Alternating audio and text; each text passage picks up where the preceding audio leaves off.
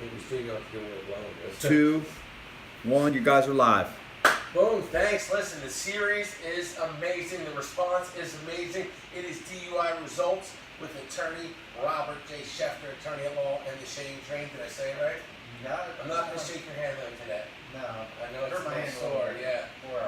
Good to see you. Good to see you. Look sharp. Thank you. We have new shirts, so I didn't want to cover. I usually have That's the right. jacket, but I didn't want to cover the new all media shirts. Let me sharp. So listen, we've had a really good response. I really just real quick want to touch on the reason that people have responded is because first of all they're on their phones, and this is the yellow book of the future right here. I mean, this is the Jetsons, so you're making it approachable for people to see you on a regular basis. Hey, they know who they're going to go see. They're going to go to attorneys like attorney Robert J. Schefter, attorney at law, DUIResults.com. You make it easy, you make it simple. You're trusted, you're local, you're reliable, and you're experienced. So let's talk about this. Do they need a warrant? Not for your car. Alright, so again, the series we're doing is the warrant exceptions to the Fourth Amendment. Fourth Amendment of the United States Constitution, as well as Article 8 of the Pennsylvania Constitution, say we have a right of privacy. Citizens have a right to be to have privacy in their house and on their persons, etc. But so that means that the police have to get a warrant. That's the premise. But there are 6 recognized exceptions to the warrant requirement. Part 1, we covered plain view. Part 2 of the series, we covered lawful arrest. This is part 3, the automobile exception. Okay, so general premise, and I'm going to tell you this, tell everyone flat out up front. Do not carry anything illegal or any evidence in your vehicle because the police will find a way to search it. Regardless of the requirements, they will find a way to search it. There's a number of different ways they do that. But let's start off number 1. The United States Supreme Court decided way back in 1925 that police do not need a warrant to search your vehicle. Why? Number 1, because it was decided that you do not have the same level of privacy in an automobile as you do in your house. The way automobiles are regulated and governed is completely different than your house. So number 1, they're treated differently than your house or your person. Secondly, and more obvious, is the fact that automobiles are mobile. All right. So the thought was, if you pull someone over and you have to go get a warrant, they can leave. So if it's a single officer and they have to leave to get a warrant, you can leave. So because automobiles are mobile and you can take off, the courts have decided you do not need a warrant to search a vehicle. Now, the warrant exception is supposed to be limited to what they have probable cause to look for. Okay, so it's not supposed to be just completely open that they can pull you over and search your whole vehicle. They're supposed to have probable cause. So that becomes important in what I do for DUI stops. Just because you're pulled over under suspicion of DUI does not automatically give the officer probable cause to search your vehicle. There are, again, exceptions to that. If they allege that they smell marijuana, automatically they can arrest the driver and they can search the whole vehicle, everything. So, again, do not have marijuana in your vehicle, do not smoke in your vehicle, because that gives an officer immediate probable cause to search everything. And it includes every container in that vehicle. You have a purse, you have a backpack, you have something tucked in your glove compartment, you have a bag of luggage in the trunk. If they have probable cause to search your vehicle for contraband, they can search everything. All right? The exception also is not limited to things that belong to the driver. It could be the passenger. So if it belongs to the passenger, anything that's in that vehicle is responsible by the driver, correct? Right.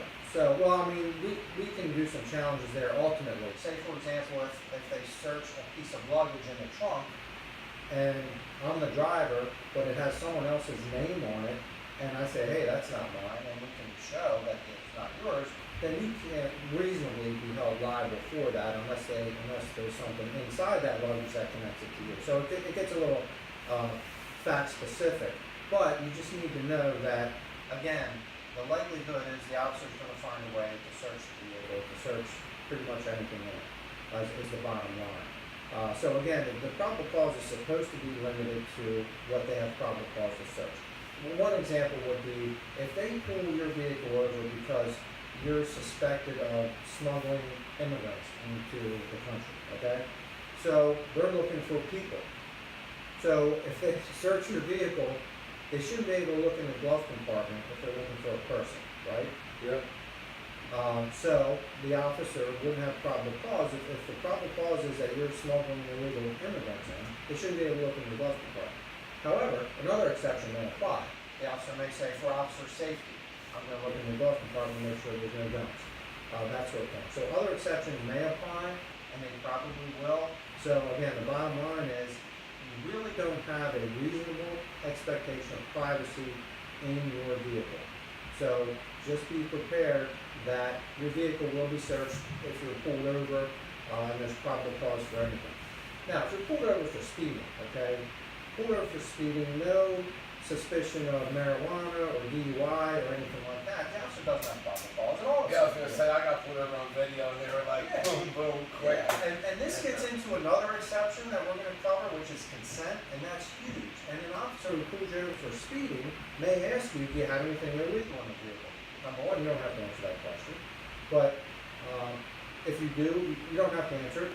But if they ask you, if they follow up, say, hey, mind if I have a look around? We just want to make sure you don't have any guns or anything in there. You have the right to say no.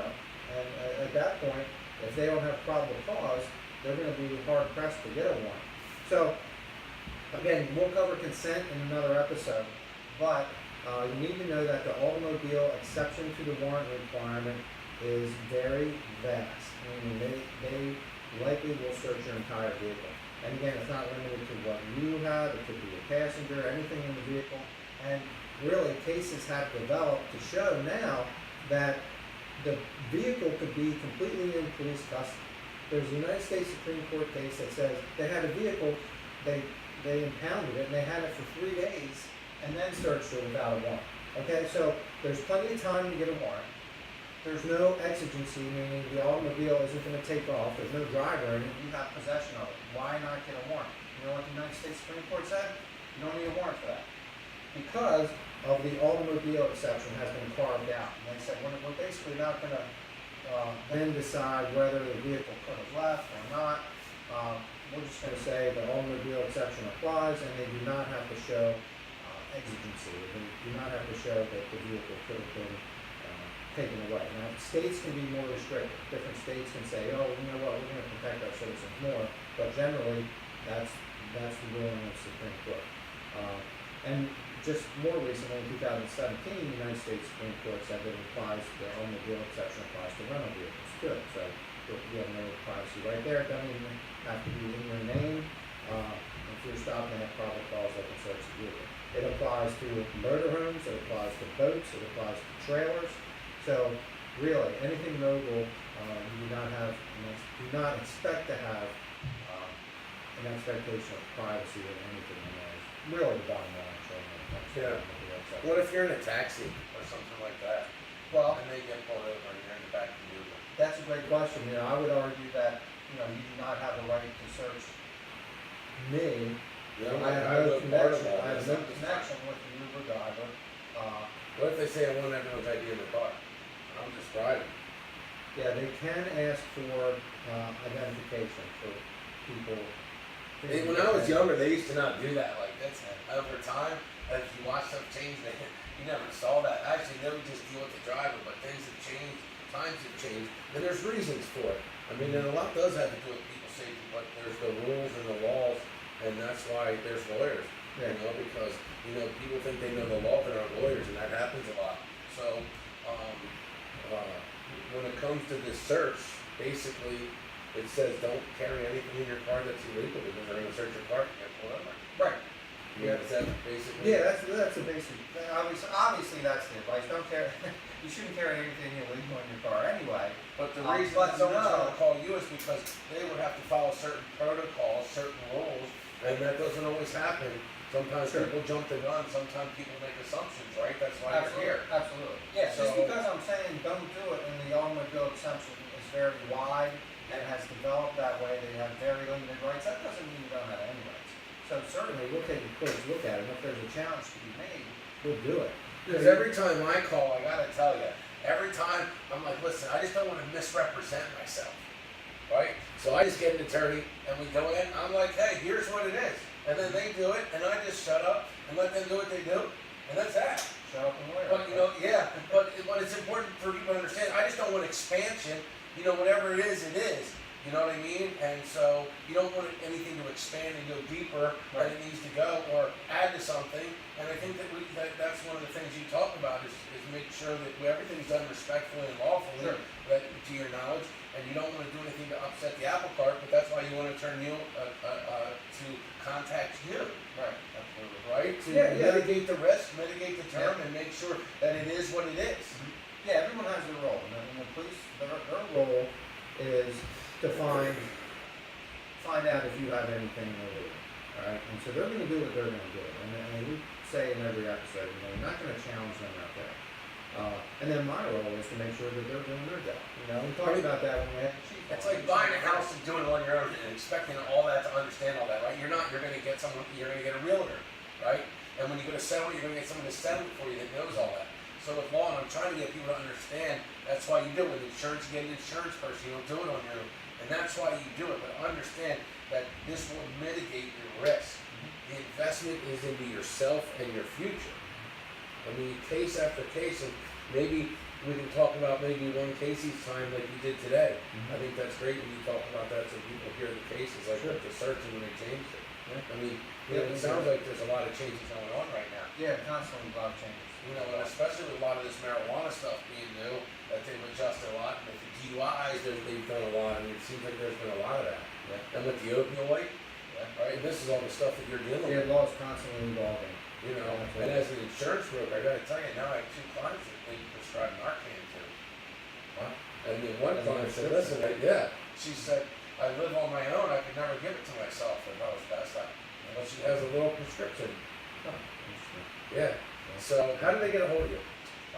Phone number 717-747-9048. The website is DUIResults.com. Facebook is DUI Results. So when they get pulled over, do they scream your name? I'm calling my attorney. But I wouldn't expect results out of it. You do not have the right to consult an attorney upon arrest for DUI when you're deciding whether or not to get going. So they won't let you call immediately, but as soon as you have an opportunity to. So I think it's important for people to understand the process so you don't upset the apple cart along the way. I think that's important. So they're not going to be calling you right away. They're not going to be calling you from the scene, right? That's not happening. You're watching too much TV. It's not going to be any good. So they're going to go down to lockup or wherever booking, central booking, right? And then are they going to get a call there? They may let you call a family member if you need to be picked up or something like that. But So it's not going to do me. It's not going to do anything to call me there. Call a family member. But then, upon release the next day, if you want some peace of mind, you give me a call. Or we can wait till you get the charges, whatever your preference is. Okay, so really they need the paperwork to know the charges, but they have no problem if you call them so they can alleviate, so they got you. Sure. And that's kind of what they're saying here. Regardless of what your individual specific charges are going to be, I can kind of explain the process to you up front, so you have some peace of mind of what you're looking at. Yeah. People think, oh my God, I got a DUI, I'm going to go to jail, and this, that, and the other, and I can alleviate a lot of that concern. Excellent. Listen, we appreciate you sharing and inviting. A lot of times people aren't going to come to you and say, hey, I need some legal advice. They're contemplating in their mind. What do I do? What do I do? What do I do? Who do I do? And then eventually it all comes out and they're like, all right, let me deal with this. And then they get focused. And that's why when you share and invite, it gives your friends and family an opportunity to privately be able to watch this show and be able to seek legal advice. And to be able to go to DUIResults.com, to be able to go to the Facebook page.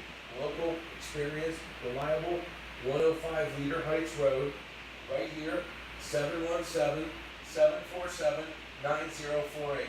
So they're local, experienced, reliable, Attorney Robert J. Schefter, attorney at law. If you have any questions, make the phone call. You'll get a free consultation. They'll help you out. You can send a message privately. It's a no judgment zone, not here. What their firm is doing is showing you that they are approachable and they're hardworking just like everyone else. Their craft is law. They like the law. Yeah.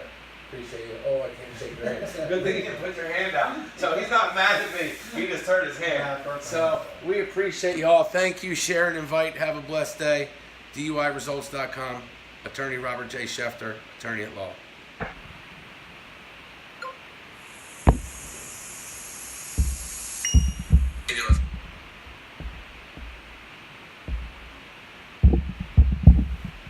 We're good.